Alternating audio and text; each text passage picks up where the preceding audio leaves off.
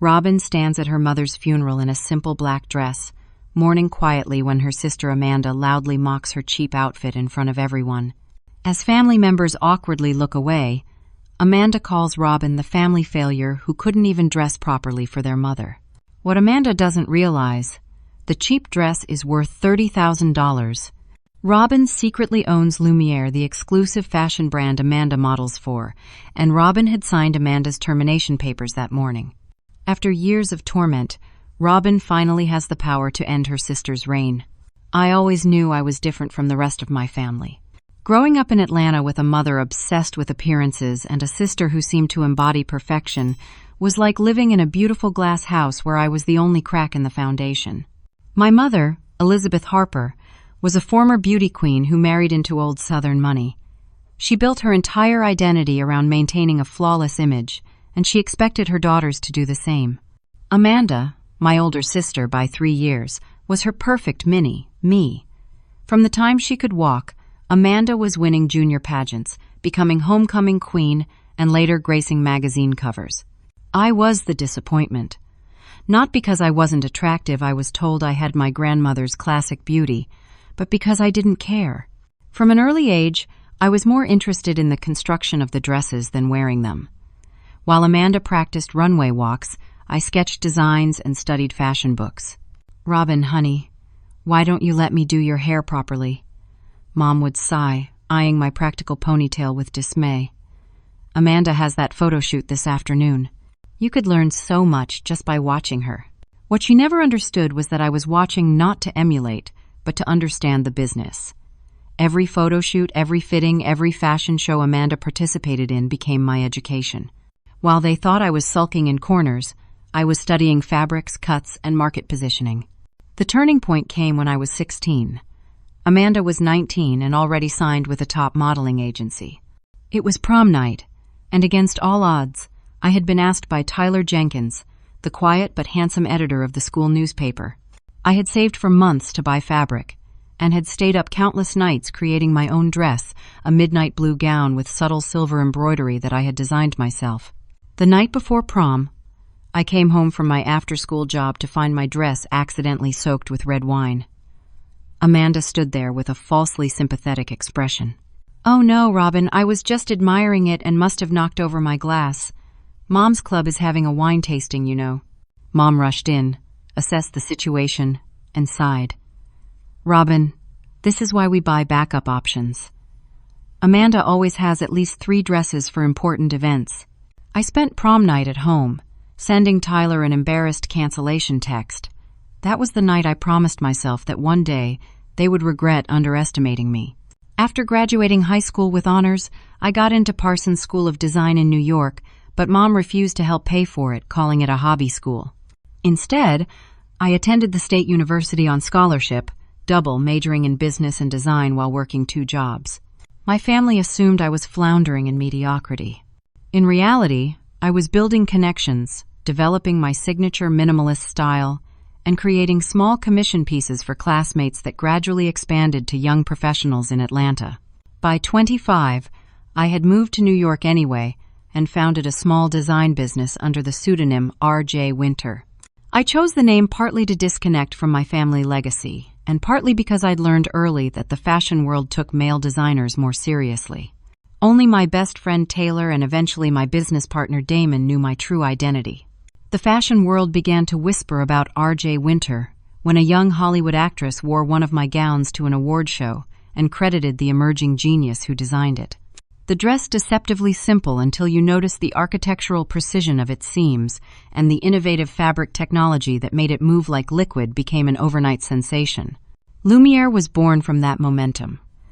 I built the brand on principles counter to everything my family valued: substance over spectacle, quality over flash, integrity over image. Within 5 years, Lumière had become the whispered favorite of women who wielded real power: CEOs, politicians, artists, women who wanted their clothing to command respect without screaming for attention. All the while, my mother continued to send me clippings of Amanda's modeling jobs with notes like, "Thought you'd want to see what success looks like? Dear." And, "Perhaps Amanda could help you get a job in retail at one of these stores." The exquisite irony came 2 years ago when Amanda, whose modeling jobs had been dwindling as she hit 30, landed a contract as the mature sophistication face of Lumière. Damon had handled the hiring, and when he brought me the portfolio without the name, I had to admit she was perfect for the campaign. I approved her contract without revealing my identity. What Amanda never knew was that I saw everything, including how she'd been sabotaging younger models, spreading rumors about designers, and leaking early collection details to gossip blogs. I had been gathering documentation for months, building a case for termination that wouldn't expose my identity. When Mom was diagnosed with aggressive pancreatic cancer 3 months ago, I visited her in the hospital. Even then, her last words to me were, "Robin, couldn't you have at least worn something impressive?" Amanda brought me that gorgeous Lumière scarf yesterday. That's the kind of daughter who makes a mother proud. She died believing I was a failure. And perhaps that's why, when I signed Amanda's termination papers from Lumière the morning of Mom's funeral, I felt both regret and vindication. My mother would never know the truth, but Amanda soon would. I just never expected the confrontation to happen over my mother's casket. The Sanders family funeral home was Mom's specific choice, the oldest and most prestigious in Atlanta. She'd left extensive funeral instructions, down to the exact floral arrangements, and the string quartet playing softly in the corner. The closed mahogany casket was surrounded by white roses and lilies, a large portrait of Mom in her prime displayed beside it. I arrived early, before most guests, needing a moment alone with her. I wore a black dress from my latest Lumière collection, a $30,000 masterpiece of engineering that looked deceptively simple. The dress was crafted from rare Japanese fabric with such a fine weave that it appeared almost matte in certain lights, yet caught subtle dimension when I moved. No embellishments, no flashy details, just impeccable craftsmanship that only the most educated fashion eyes would recognize. Aunt Grace, Mom's only sister, approached as I stood by the casket. Unlike my mother, Grace had always shown me genuine affection.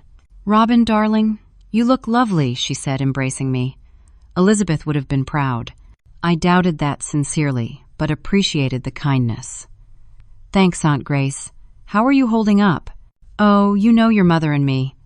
We fought like cats but loved like lions." She squeezed my hand.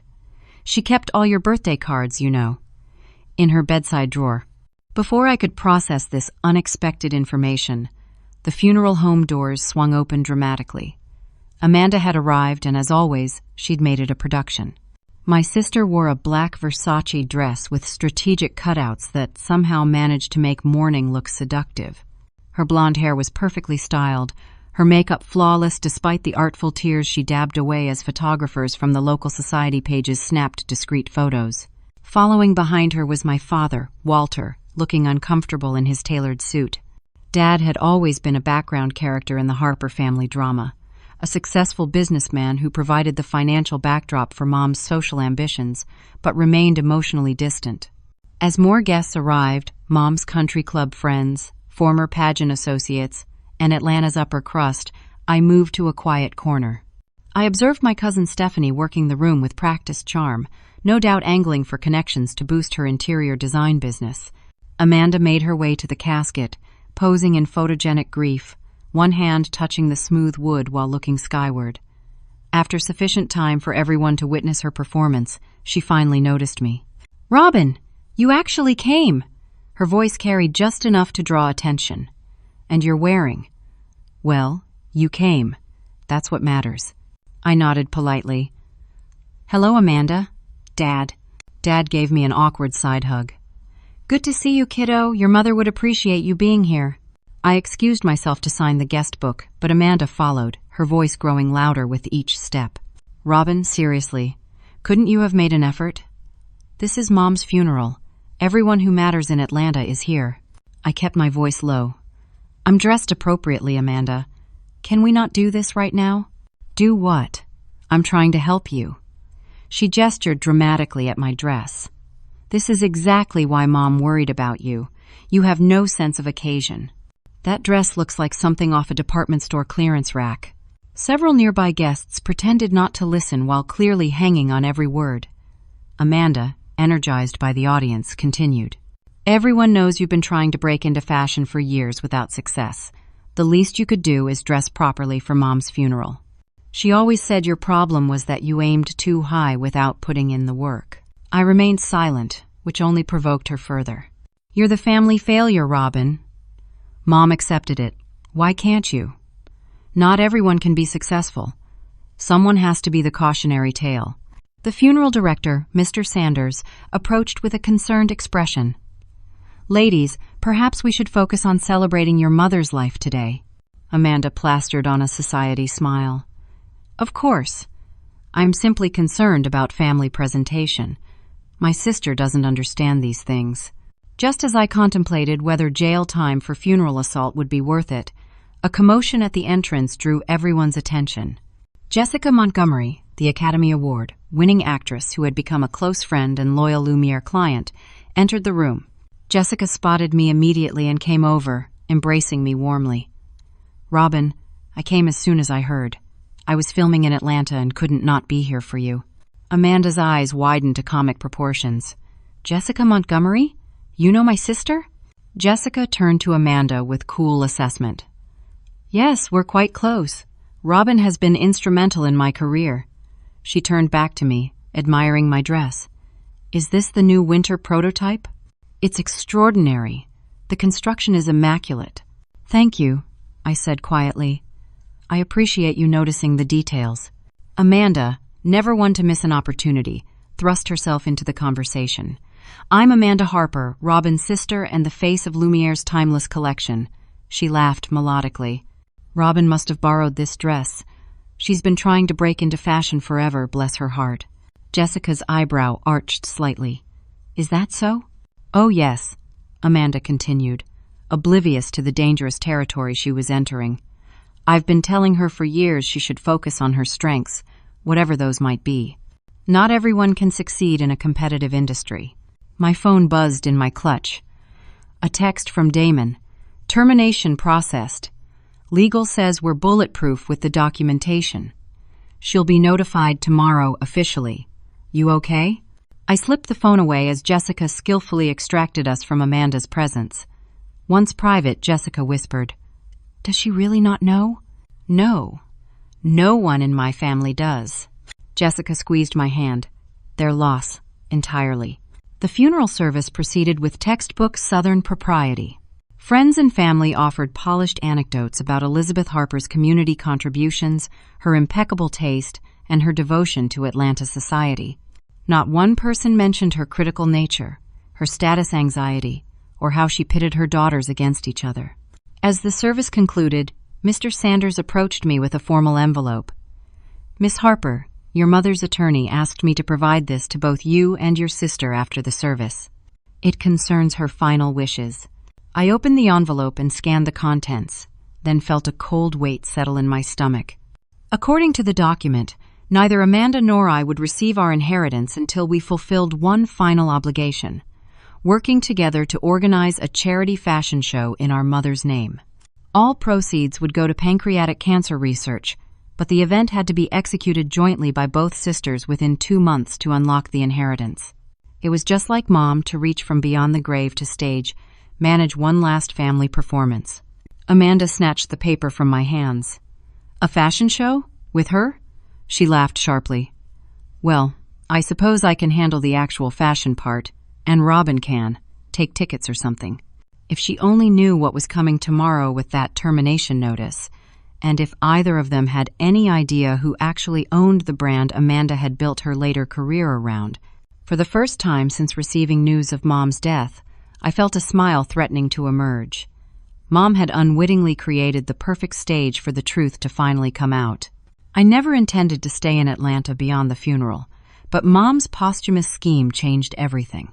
The inheritance wasn't life. Changing from me, Lumière had made me financially independent years ago, but I couldn't walk away from the principle of it. Besides, part of me welcomed the chance to finally confront the family mythology that had shaped us all. Mom's house remained exactly as I remembered. A showcase colonial in Buckhead with formal rooms designed to impress guests rather than comfort inhabitants. Amanda had already claimed the master suite, naturally, leaving me in my old bedroom, preserved like a museum exhibit to adolescent mediocrity. "I kept most of your things," Dad explained awkwardly as he carried my suitcase upstairs. "Your mother thought, well, she always thought you might need to come back someday." Meaning she expected me to fail and crawl home eventually. "Thanks, Dad." He lingered in the doorway. "For what it's worth, I always thought you'd do just fine on your own. You remind me of my mother. She had a good head for business." It was possibly the longest personal conversation we'd had in years, and certainly the closest thing to a compliment he'd ever given me. Before I could respond, Amanda's voice carried up the stairs. "Daddy, can you help me move these boxes? I need to set up a proper workspace for planning Mom's event." He gave me an apologetic shrug and disappeared downstairs. Some things never changed. I spent that first evening going through my room, rediscovering sketchbooks filled with early designs that now felt like archaeological evidence of my future self. Hidden under my old mattress, I found the folder of fashion school rejection letters, not because I hadn't been accepted, but because Mom had intercepted the acceptance letters and responded declining their offers. I'd only discovered this betrayal years later when Parsons contacted me about a second chance opportunity, confused about why I'd turned them down initially. By then, I'd already created my own path, but the revelation had severed whatever emotional ties remained between my mother and me. The next morning, planning for Mom's charity event began with all the warmth of a hostage negotiation. Amanda took over the dining room, spreading mood boards and contact lists across the mahogany table. "We'll need to secure a venue first," she announced. "I'm thinking the Street Regis. Then we'll need to approach designers. I can call in favors from Versace and Dior, but we'll need at least 10 labels represented. You can handle the catering inquiries." I sipped my coffee quietly. "What's the theme?" Amanda looked up, annoyed at the interruption. "Timeless elegance, obviously. Playing to Mom's strength and my brand connections." "Her strength was performance, not elegance," I said mildly. "And wouldn't it make more sense to focus on showcasing Atlanta designers? Make it about the local fashion community Mom supposedly supported?" "Local designers?" Amanda laughed. "Like who? That woman who makes those weird recycled dresses? Mom would die all over again." "Just a thought," I said, checking my watch. "I have a work call. I'll be in the study." "Work call? For your little online boutique thing?" Amanda smirked. "Make sure you're back by 11. The Lumière PR team is sending over a dress for me to wear to the planning committee lunch tomorrow." I managed to keep my face neutral, looking forward to it. In the privacy of Mom's study, I called Damon, putting the phone on speaker while I examined the bookshelves. "She should have received the termination notice by now," he said without preamble. "How's it playing out?" "She hasn't mentioned it. Either it hasn't arrived or she's keeping it quiet." "Impossible. We sent it by courier with signature required, delivered to your mother's address at 9 this morning." I frowned, moving to the window in time to see Amanda signing for a package at the front door, her face a mask of confusion as she read the envelope. "Hold on. It just arrived. Let me call you back." I ended the call and returned to the dining room, arriving just as Amanda tore open the Lumière termination letter. Her face cycled through confusion, disbelief, and then fury. "This is ridiculous. A mistake. Listen to this: documented evidence of contract violations, including disparagement of the brand, unauthorized sharing of proprietary design information, and hostile workplace conduct toward junior models. This is slander." I kept my expression carefully concerned. "What happened?" "Lumière is terminating my contract effective immediately." She thrust the papers at me. "Read this. They're claiming I leaked designs to competitors and bullied other models." Since I had personally compiled the evidence file attached to the letter, including screenshots of her texts offering to sell advance photos of our spring collection to Vogue, I knew exactly what it contained. But I skimmed it with a convincingly surprised expression. "This looks serious, Amanda. Did you do these things?" "Of course not. Well, not exactly like they're describing. Everyone shares industry gossip." She paced frantically. "This will ruin me. At my age, I can't afford a scandal like this." "Who would do this to me?" The letter was signed by our HR director, not me, with Damon listed as the contact for appeals. Amanda immediately grabbed her phone. I'm calling Damon Peters. He's the VP of Brand Management. We've worked closely for years. He'll fix this. I busied myself with paperwork while Amanda made the call, her voice shifting from demanding to wheedling to threatening as Damon apparently refused to budge. Finally, she ended the call and threw her phone across the room. That self-important little man says the decision is final. Do you know what he told me? That I should be grateful they're not pursuing legal action for the contract violations. She collapsed dramatically into a chair. My life is over. Right after Mom dies, this happens. How will I pay my bills? How will I maintain my standing? For a brief moment, I felt a flicker of sympathy. Then I remembered all the times she'd sabotaged me, all the cruel comments, all the years of being treated as less than. You'll figure something out, I said. You always do. Maybe this is an opportunity to explore other aspects of the industry. Didn't you mention wanting to try your hand at creative direction? Amanda sniffled, suddenly calculating. You know, Robin, your little online shop, maybe I could help you upgrade it? With my industry connections and your whatever it is you do. We could make something of it. Especially with Mom's inheritance coming. Let's focus on the charity show first, I deflected. Speaking of which, I need to go through Mom's address book for potential donors. I escaped to the study again, where I discovered something unexpected while searching through Mom's desk, a leather portfolio filled with newspaper clippings, magazine articles, and printouts about Lumière and R.J. Winter. Some were annotated in Mom's precise handwriting with comments like, "Innovative construction," and reminds me of Robin's sketches. Had she suspected? Made the connection? If so, she'd never given any indication. Tucked in the back was a folder labeled Robin Fashion, containing torn pages from my childhood sketchbooks, photos of early designs, and even my Parsons acceptance letter, the one I never received. A yellow sticky note was attached to the letter. Consider telling her. I was still processing this discovery when the doorbell rang. Minutes later, Amanda burst into the study. You'll never believe who's here. Jack Thompson, the fashion photographer. Jack Thompson was indeed a celebrated fashion photographer, and also Amanda's on-again, off-again boyfriend for the past 3 years.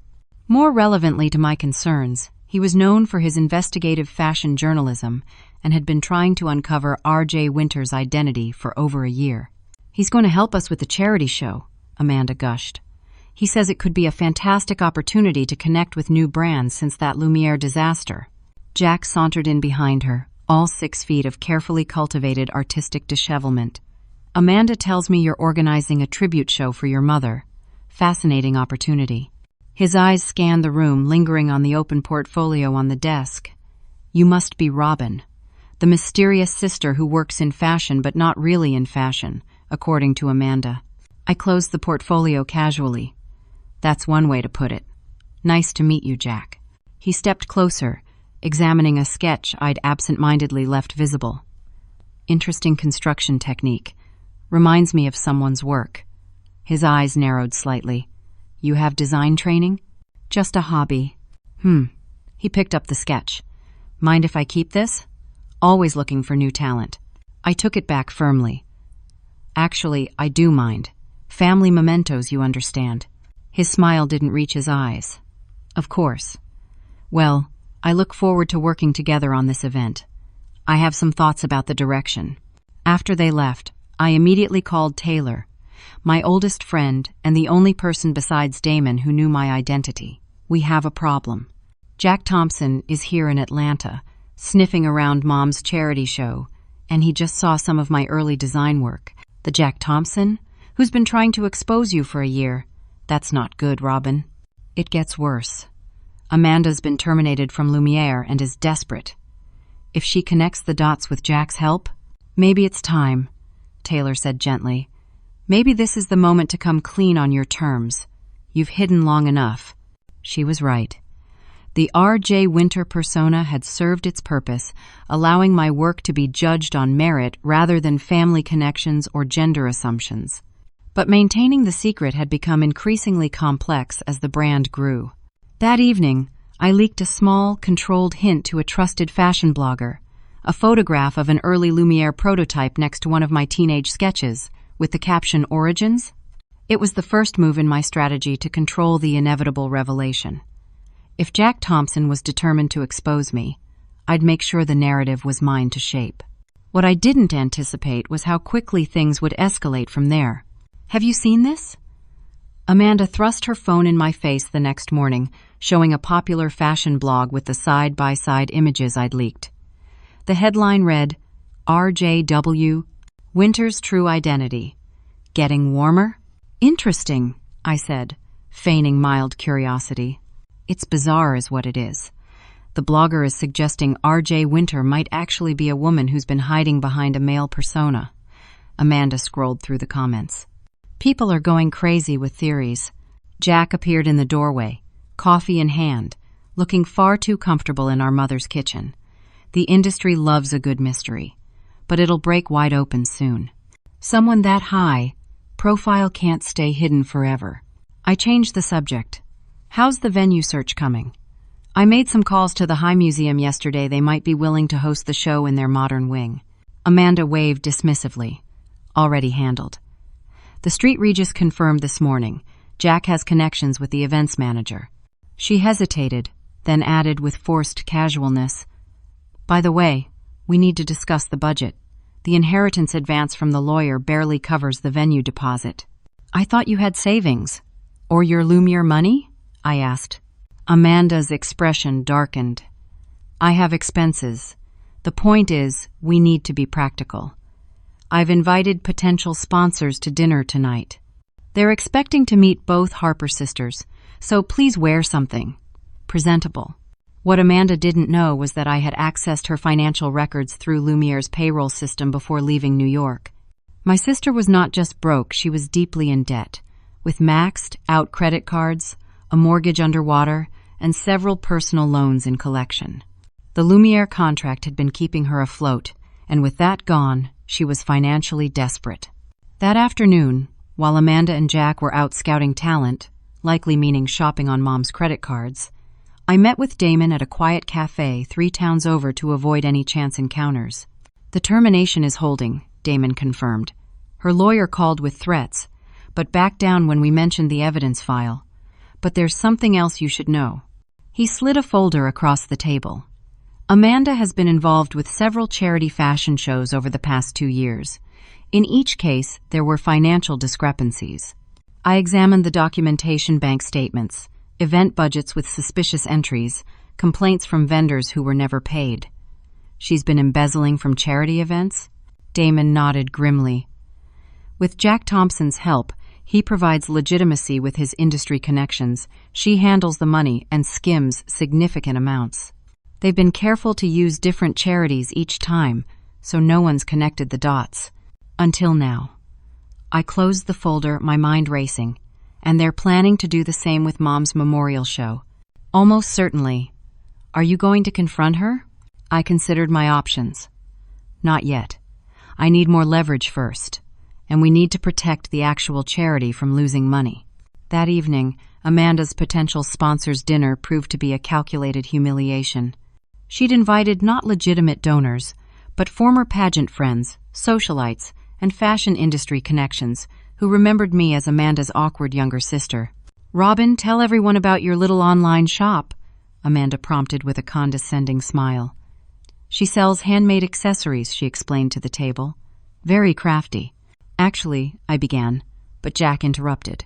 Amanda tells me you're quite the fashion enthusiast, Robin. Ever heard of the designer RJ Winter? Fascinating story there. The table erupted with opinions about the mysterious designer. Amanda rolled her eyes. Robin wouldn't know cutting-edge fashion if it came with instructions. She's still learning the difference between couture and off the rack. I sipped my wine and said nothing, which clearly frustrated her. Speaking of fashion, Amanda continued loudly, did I mention I've been approached by several labels since leaving Lumière? They recognized I was being underutilized. Curious timing, Jack added with studied casualness, especially with rumors that Lumière might be revealing their founder's identity soon. I nearly choked on my wine. This was news to me and I owned the company. Someone was spreading false information, and I had a good idea who. As the evening progressed, Amanda's behavior became increasingly erratic. She drank too much, interrupted conversations, and made increasingly desperate assertions about her fashion industry status. When several guests began making excuses to leave early, she grew visibly agitated. "You're all leaving because of her, aren't you?" She pointed accusingly at me. Little Robin, always playing the victim, always so quiet and judgmental. "You think you're better than me? You've accomplished nothing." The remaining guests stared awkwardly at their plates. Jack tried to calm her with a hand on her arm, which she shook off violently. "Don't touch me. You promised me things would get better after we left Lumière. You promised me that story about R.J. Winter would make us rich. Now that was interesting information." I stood up calmly. "I think we should continue this conversation privately, Amanda. Our guests were just leaving." After the mortified guests departed, Amanda collapsed on the sofa, mascara streaking her cheeks. "You ruined my dinner. You ruin everything." "What story about R.J. Winter was Jack promising you?" I asked directly. Her eyes narrowed through the alcoholic haze. "None of your business. But Jack knows important things. We're going to break the biggest fashion story of the year." "Is that before or after you embezzle from Mom's memorial charity?" That sobered her instantly. "What are you talking about?" I placed Damon's folder on the coffee table. The Ryerson Foundation event, the Children's Hospital benefit, the Arts Alliance showcase. All fashion charity events you helped organize. All missing significant funds. "Those are lies!" But her eyes betrayed her, darting to the staircase where Jack had disappeared earlier. "You've always been jealous of me, always trying to tear me down." "I'm not the one stealing from charities, Amanda. You don't understand. I needed that money. Do you know what it's like trying to maintain an image in this industry? The bills, the pressure?" Her voice cracked. "Mom always made it look so easy, the perfect life, the perfect family. But it was all smoke and mirrors." For the first time, I glimpsed the desperate reality behind my sister's polished facade. Elizabeth Harper had raised her eldest daughter to believe that image was everything, that maintaining appearances justified any action. Amanda had internalized that lesson too well. "We can find another way," I offered, surprising myself with the genuine sentiment. "The charity show can be legitimate. We can make Mom proud without Matarin." "You don't get it," Amanda shouted. "I'm broke. I'm 33 with no savings, no career prospects, and a reputation that's circling the drain. This inheritance is my last chance." I was about to respond when a loud crash came from upstairs. We both rushed up to find Jack in Mom's bedroom, a broken antique frame on the floor, and Mom's prized possession, a vintage Chanel dress from her pageant days, laid out on the bed. "Sorry about the noise," he said smoothly. "I was looking for Amanda's migraine medication." "In my mother's closet? While examining her most treasured dress?" I didn't believe him for a second. "Find what you needed?" I asked coldly. "Not yet." His smile was calculated. "But I will." After Jack left to get more wine from the cellar, Amanda collapsed on Mom's bed, accidentally spilling her drink on the vintage Chanel. The red wine spread across the delicate fabric like blood. "No!" she wailed. "Mom's dress! She was supposed to be buried in this. She changed her mind at the last minute." The dress was severely damaged, the wine setting into a stain that would never fully come out. Amanda dissolved into genuine tears, not the photogenic kind she normally produced. "She'll never forgive me. Even dead, I've disappointed her." I examined the dress carefully. "Go to bed, Amanda. I'll see what I can do." I spent the entire night working on the dress, using specialized techniques I'd learned from textile conservators. By morning, I'd managed to minimize the damage significantly, though a trained eye could still detect evidence of the disaster. When Amanda woke and saw my efforts, confusion crossed her face. "Why would you do this for me? After everything I said?" I had no simple answer. It was Mom's dress. The moment of vulnerability between us was interrupted by the doorbell. Dad entered the kitchen minutes later with an odd expression. "Robin, there's someone here to see you." "A reporter from Fashion Week magazine?" "Something about a feature article on R.J. Winter?" Amanda's head snapped up. "What?" "There must be some mistake," I said carefully. "I don't know why they'd come here." "That's not what she said." Dad looked confused. She specifically asked for Robin Harper, saying she had confirmation that you're connected to R.J. Winter. Jack appeared in the doorway, eyes alight with predatory interest. How fascinating. Robin, you've been holding out on us. I felt the careful construction of my separate lives beginning to collapse. Someone had leaked information, but it wasn't from my trusted circle. This was an outside play, and I had a sinking feeling about who might be behind it. When I met the reporter in the living room, my suspicions were confirmed. She worked for one of Jack's longtime collaborators and had no actual evidence connecting me to R.J. Winter. This was a fishing expedition, likely orchestrated by Jack himself. I politely but firmly sent her away, but the damage was done. The rumor was now attached to my name, and Jack watched me like a hawk circling wounded prey. That afternoon, while sorting through Mom's papers for the charity show, I found something that changed everything. A sealed letter addressed to my daughters, with instructions that it be opened only after her death. I texted Amanda to come to the study immediately. For once, she appeared without argument, her face showing the strain of recent events. What is it now? Another problem with the charity show? I silently handed her the letter. Mom left this for both of us. I think we should open it together. Amanda stared at the envelope, suddenly hesitant. What if it's more criticism? I can't handle that right now. Then we'll face it together, I said, surprising myself with the sentiment. For once, before we could open it, Jack burst in. Amanda! I've found it! Proof of R.J. Winter's identity. He thrust printouts at her triumphantly. Look at these design progressions, these signature elements, and guess whose early work they match perfectly. Amanda stared at the papers, then at me, comprehension slowly dawning on her face. The letter from our mother slipped forgotten from her fingers as my carefully constructed secret began its final unraveling. The charity fashion show was scheduled for exactly 6 weeks after Mom's funeral. In that time, the Harper sisters' complicated relationship had devolved into an even more complex dance of suspicion, resentment, and reluctant cooperation.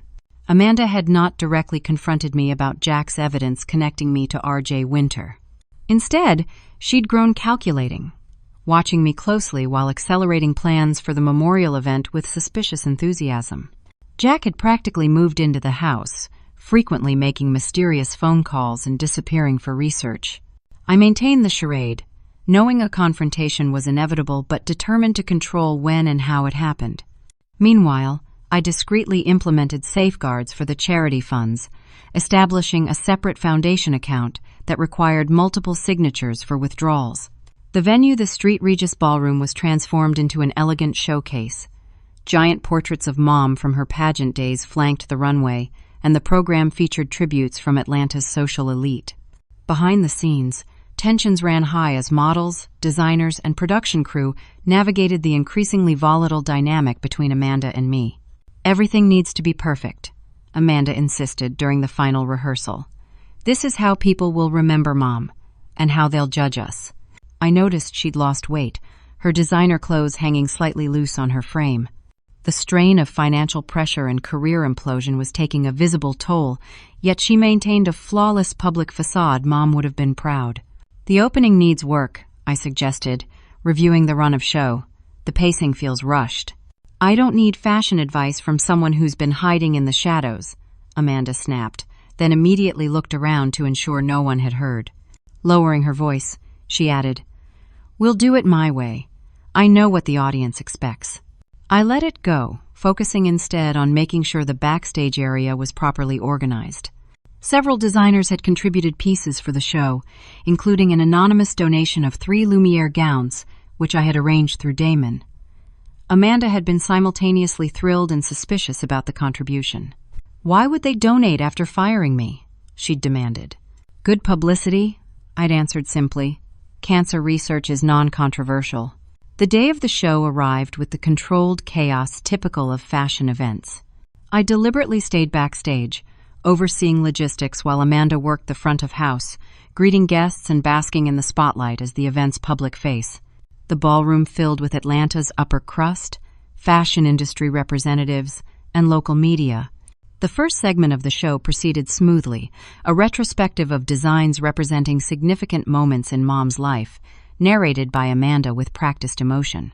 I watched from the wings, maintaining communication with the technical team and troubleshooting minor crises. Dad found me during intermission, looking uncomfortable in his tuxedo. "Your mother would have loved this," he said awkwardly. "All these important people celebrating her. She certainly would have enjoyed the attention." He hesitated. "Robin, there's something I should tell you. I always knew about your success." I stared at him. "What?" "With your company. Lumière." He avoided my eyes. "I've followed your career from the beginning. I recognized your design aesthetic immediately. It's so similar to your grandmother's. She was a seamstress who wanted to be a designer but never had the opportunity. You knew I was R.J. Winter? All this time?" He nodded. "Your mother suspected too, eventually. But she couldn't reconcile her perception of you with the success you'd achieved. It was easier for her to maintain the narrative she'd created. Why didn't you ever say anything? Your mother insisted we respect your privacy. She said if you wanted us to know, you'd tell us." He finally met my gaze. "I think she was afraid of being wrong all those years, of having to admit she'd misjudged you so completely." This revelation left me speechless.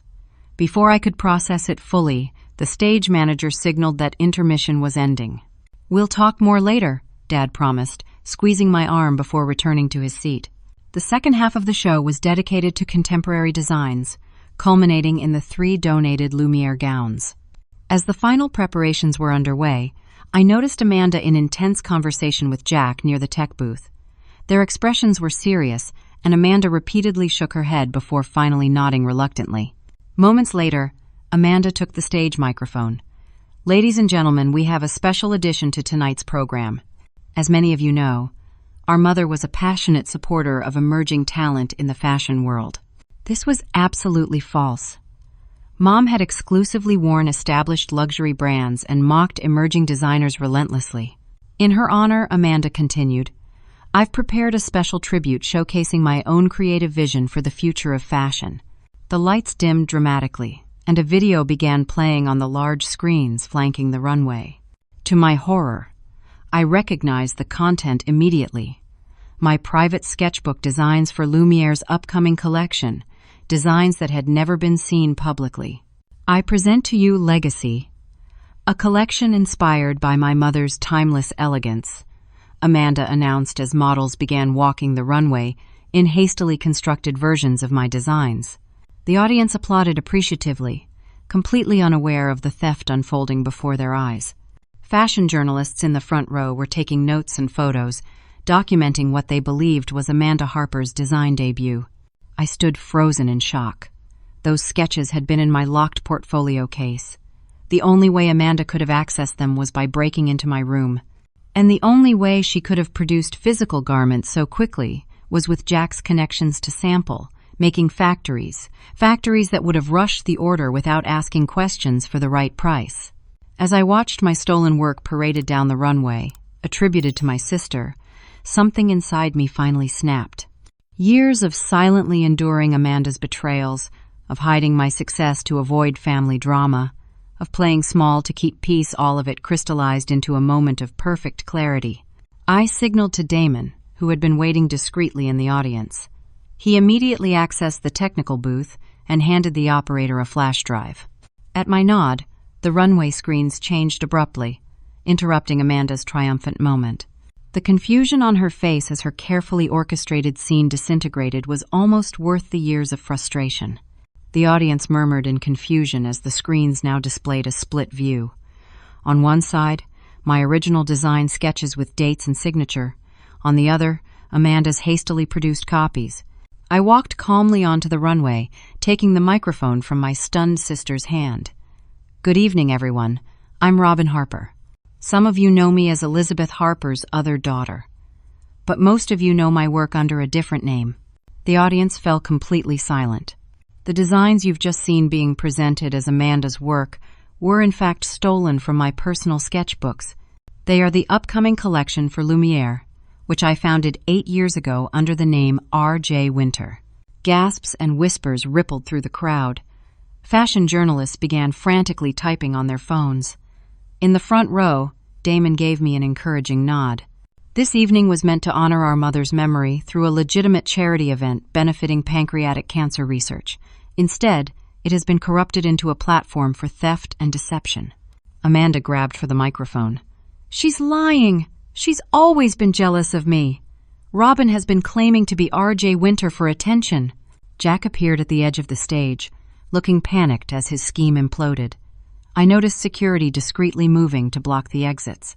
"For those requiring proof," I continued calmly, "I've prepared a comprehensive portfolio of my work as R.J. Winter, including original sketches, production notes, and photographic evidence dating back to Lumière's founding. Mr.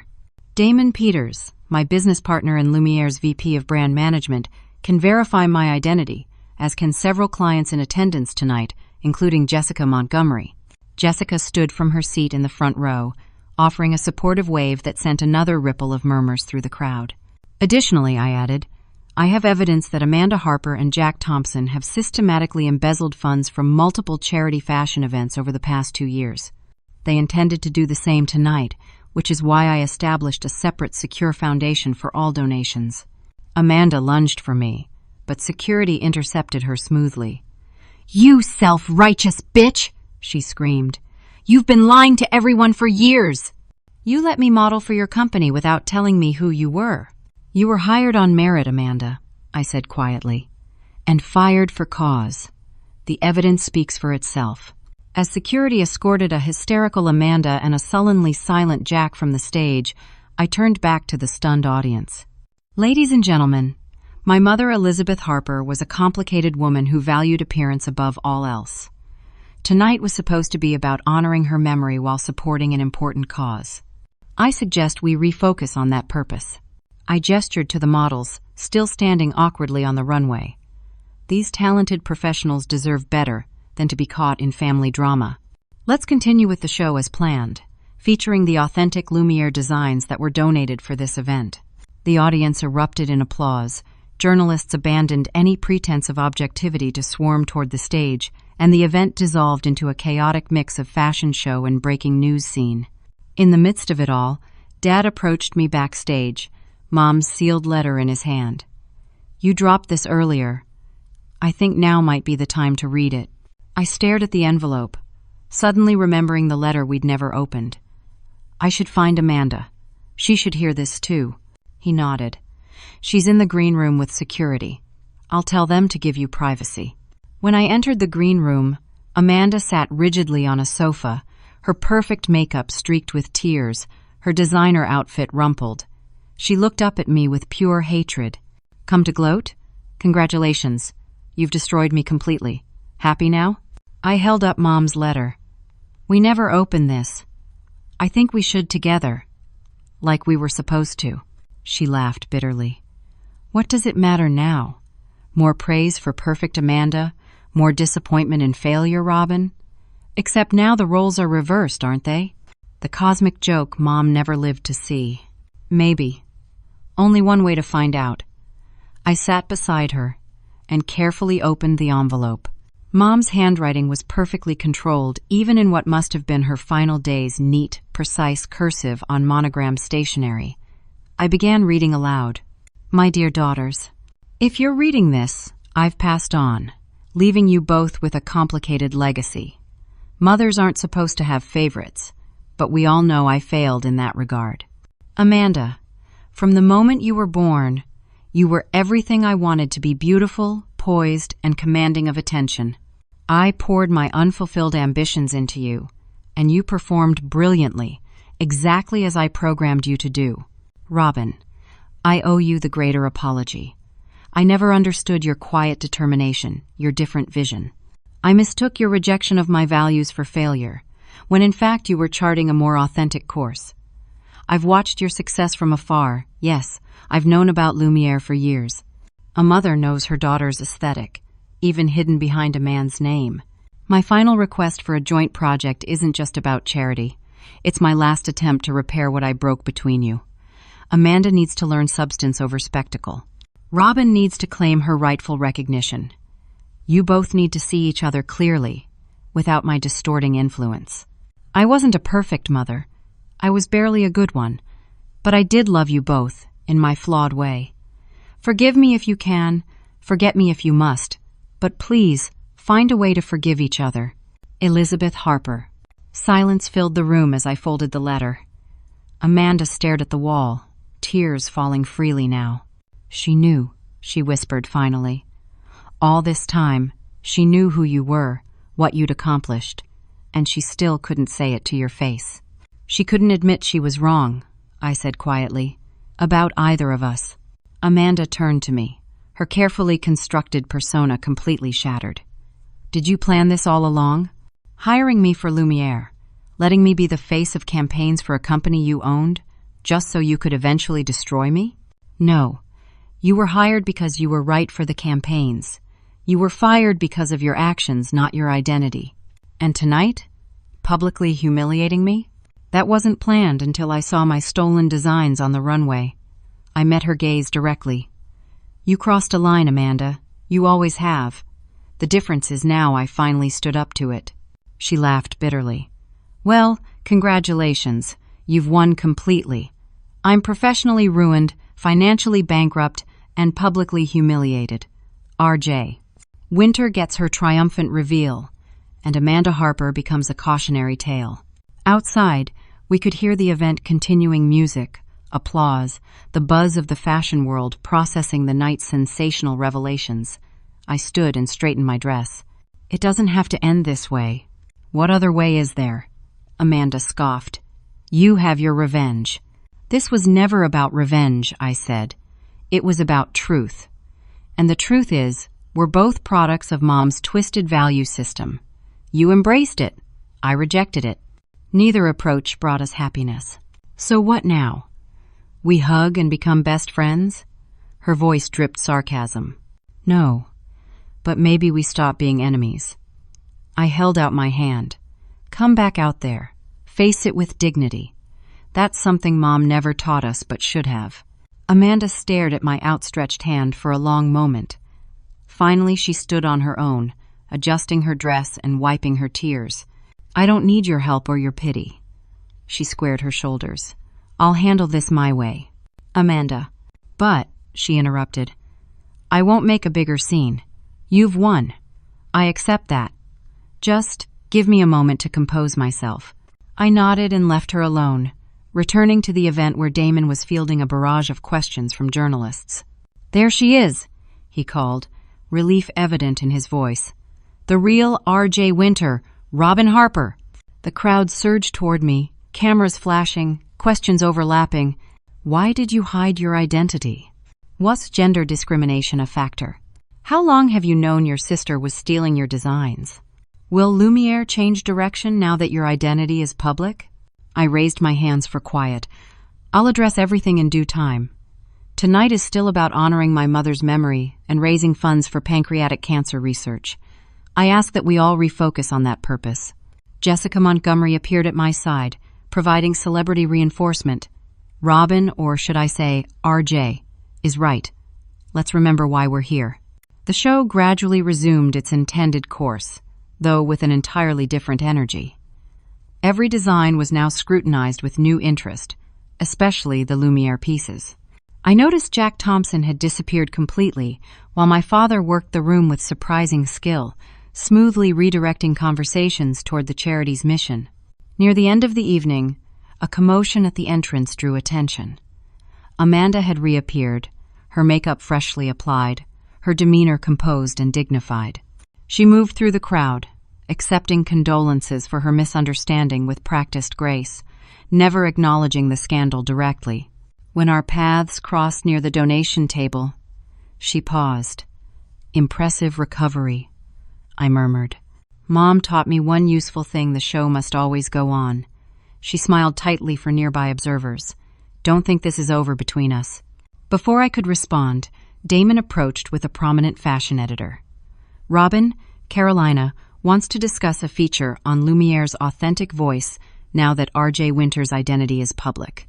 The rest of the evening passed in a blur of introductions, explanations, and cautious networking. Despite the drama, the event raised over $200,000 for pancreatic cancer research, more than triple our goal. Mom would have been delighted by the success, if not the circumstances. As the last guests departed, I found myself alone on the empty runway, surrounded by the dismantled remains of the evening. Dad approached, looking exhausted but somehow lighter. "Your mother would have hated and loved this in equal measure," he said, sitting beside me. "The scandal would have mortified her, but being the center of fashion world attention, that would have thrilled her." I laughed softly. The Elizabeth Harper Memorial Scandal. Sounds about right. What happens now? With Amanda, with Lumière, with everything? I sighed. I don't know, the secret's out. There's no going back to R.J. Winter's comfortable anonymity. Maybe that's not bad. He hesitated. "You've been hiding long enough, Robin. You've earned the right to success under your own name. And Amanda? She'll land on her feet. She always does."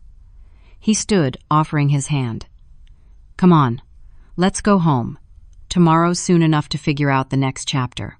When we arrived back at the house, we found Amanda's rooms emptied, her closets cleared out. A note on her pillow simply read, "I need space.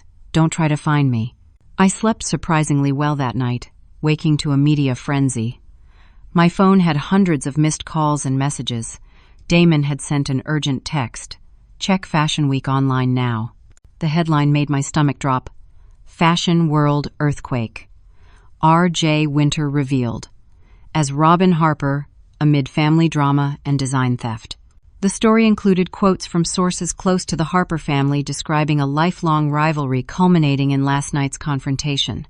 Most damaging was a detailed account of how I had deliberately hidden my identity from my sister while employing her as the face of my brand, setting her up for public humiliation. The narrative was expertly crafted to cast me as the manipulative villain and Amanda as the victimized sister. Jack Thompson was credited as a contributing reporter. Damon called immediately. "It's bad, but manageable. We need to issue a statement immediately." "No," I said, surprising myself with the certainty in my voice. "No more hiding, no more strategic responses. It's time for the whole truth." That afternoon, I gave an exclusive interview to Carolina Mendez, the respected fashion editor I'd met the previous night. I told her everything growing up overshadowed by Amanda, discovering my passion for design, creating the R.J. Winter persona to escape family expectations, building Lumière from nothing, and yes, the complicated emotions around hiring my sister without revealing my identity.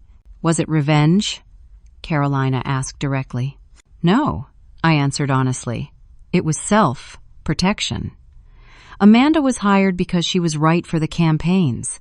The fact that she never recognized my design aesthetic after a lifetime of dismissing my talent says more about her perception than my intentions." The article was published the following day, alongside a major feature revealing my full journey as a designer. The fashion world's response was immediate and overwhelming. My inbox flooded with messages of support from designers, models, and industry executives who had their own stories of navigating gender bias and family complications. Most surprising was a message from Stephanie, my cousin, who wrote, "I always knew you were destined for more than Amanda or Aunt Elizabeth could see. For what it's worth, I kept your secret when I figured it out last year. Some family supports from a distance. Let me know if you need anything." 3 days after the charity show, as I prepared for my first official appearance as Robin Harper, designer and founder of Lumière, I received an unexpected text from an unknown number. Lobby of the street. Regis. 4 p.m. Come alone. A. Against my better judgment, I went. The street Regis lobby was quiet in the late afternoon, the elegant space nearly empty except for a few business travelers and a solitary figure in the far corner. Amanda, almost unrecognizable in simple jeans, and a plain black sweater, her hair pulled back without styling, her face bare of makeup. When I approached, she didn't look up immediately. "You came. I wasn't sure you would." "I almost didn't," I admitted, sitting across from her. A silence stretched between us, decades of competition and misunderstanding crystallized in the space of a luxury hotel lobby. "I read your interview," she finally said. "It was honest." That was the point. She nodded slowly. "I've been doing a lot of thinking these past few days. About Mom, about us, about the person I've become." She finally met my gaze. "I don't like what I see, Robin. I hadn't expected this vulnerability. The fashion industry creates impossible standards. Mom made them worse for you. Don't make excuses for me." Her voice hardened momentarily, then softened again. "I've made my own choices, bad ones mostly." She pulled out her phone, showing me a confirmation email. "I checked into rehab yesterday. 30-day program for substance abuse and psychological evaluation." Now I understood her appearance. The facility likely had strict rules about cosmetics and clothing. "I didn't know you were struggling with substances. There's a lot you don't know about me, just as there was a lot I refused to see about you." She put the phone away. "I'm not asking for forgiveness. I don't deserve it. I just needed you to know I'm trying to fix myself. The real problems, not just the surface." "What about Jack? The article you helped write?" Her expression darkened. "Jack is facing his own consequences. Several designers are pressing charges for his role in helping me steal designs over the years. As for the article, that was my parting shot, my final act of spite." She looked down. "I'm not proud of it. What do you need from me, Amanda? Why are we here?" "I'm not sure," she admitted. "Closure? Permission?" "I leave for the facility in an hour. I guess I wanted to see you one last time before I disappear to face my demons." The Amanda before me was so different from the sister who had tormented me throughout our lives, humbled, vulnerable, genuine in a way I'd never witnessed. Yet I remained cautious. 3 months ago, would you have believed we'd be sitting here like this?" I asked. A small, sad smile appeared.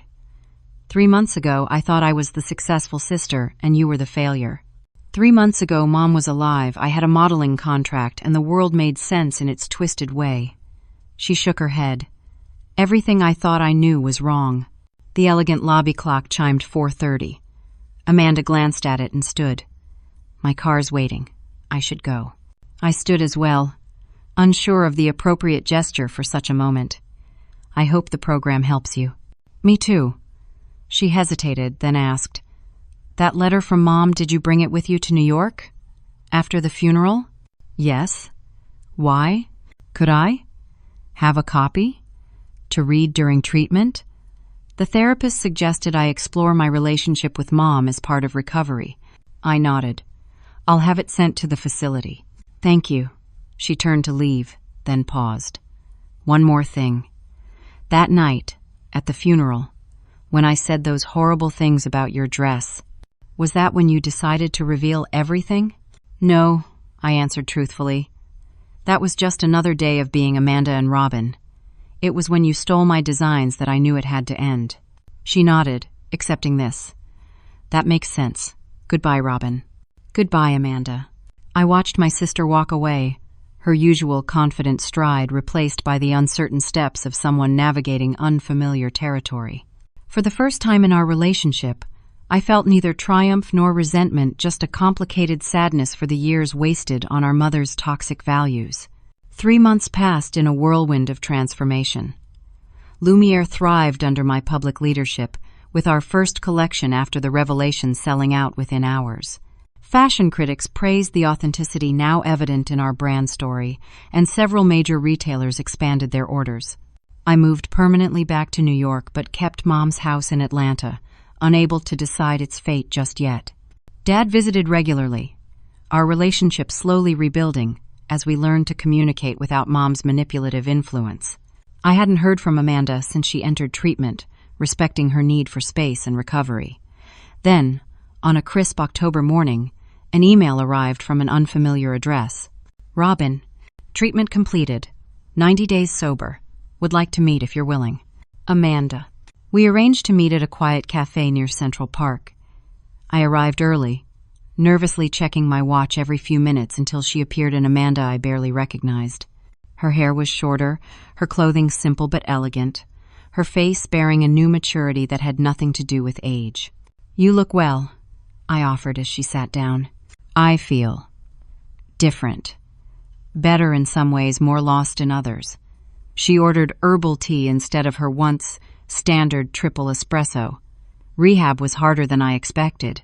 Turns out, when you take away the substances, you actually have to feel your feelings. Not my strong suit. I smiled despite myself. How are you managing now? One day at a time, as they say. I'm staying with Aunt Grace temporarily, looking for work, which is... She grimaced. Humbling, to put it mildly. Turns out my resume is pretty thin when you remove the modeling credits. What kind of work are you looking for? Anything, at first. Now I'm focusing on fashion production. Behind the scenes work. She met my gaze directly. I want to learn the business properly, from the ground up. No shortcuts, no trading on my looks or connections. The server brought our drinks, giving me a moment to process this unexpected direction. That's admirable. It's necessary, she corrected. I've spent my entire life as the face, never understanding the substance. Look where that got me. She sipped her tea carefully. My therapist helped me see that I've never created anything real. Everything was performance, image, illusion. You were creating something tangible all along. We talked for over an hour, cautiously at first, then with increasing openness. Amanda described her treatment journey, her newfound sobriety, her struggle to build an identity separate from our mother's expectations. I shared the challenges of stepping into the public role at Lumière, navigating the media attention and balancing creativity with business pressures. As we prepared to leave, Amanda handed me a small package. I found this in Mom's safety deposit box. The bank finally released it to me last week. It belongs to you. Inside was a worn leather portfolio filled with my earliest fashion sketches, designs I'd created as a child and teenager, ones I thought had been thrown away years ago.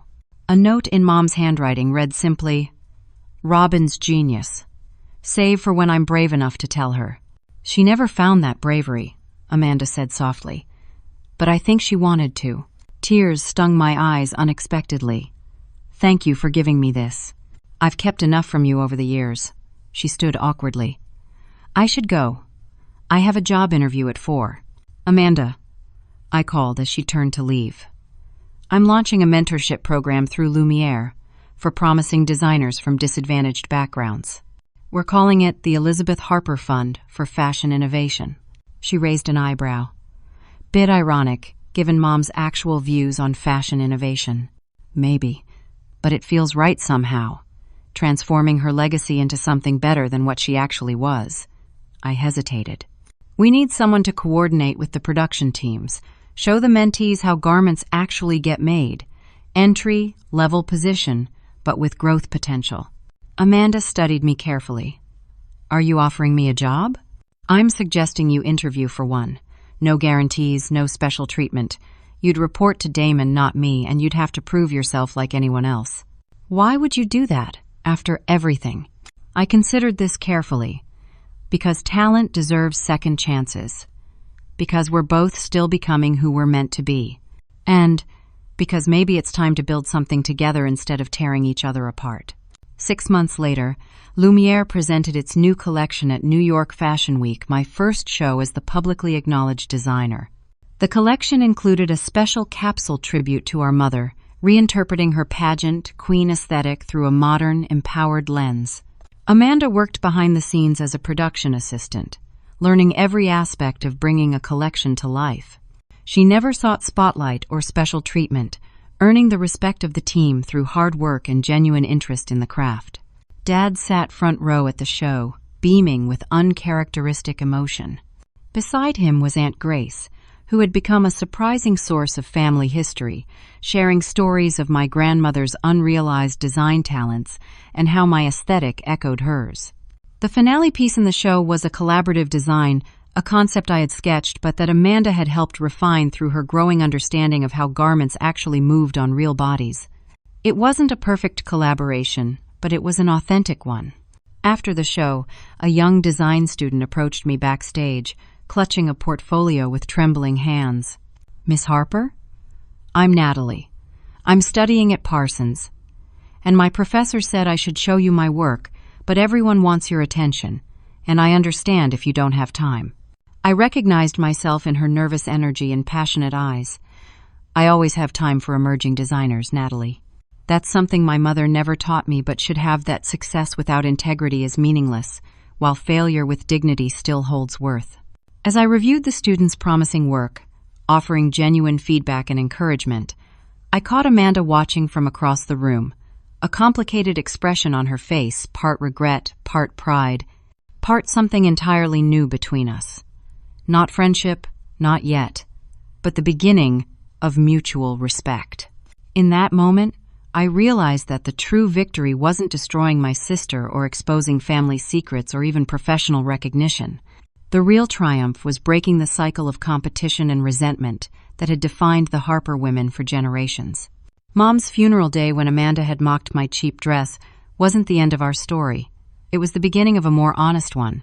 One where secrets gave way to truth, where performance yielded to authenticity, and where, perhaps, two sisters might eventually find common ground in the shared experience of finally becoming themselves. Have you ever had to choose between getting revenge or breaking a toxic cycle? What did you choose? I'd love to hear your experiences in the comments below. If this story resonated with you, please like, subscribe, and share it with someone who might need to hear that sometimes the greatest power isn't in destroying others, but in reclaiming your own truth. Thank you for listening, and I wish you the courage to stand in your authentic power, whatever form that takes in your life.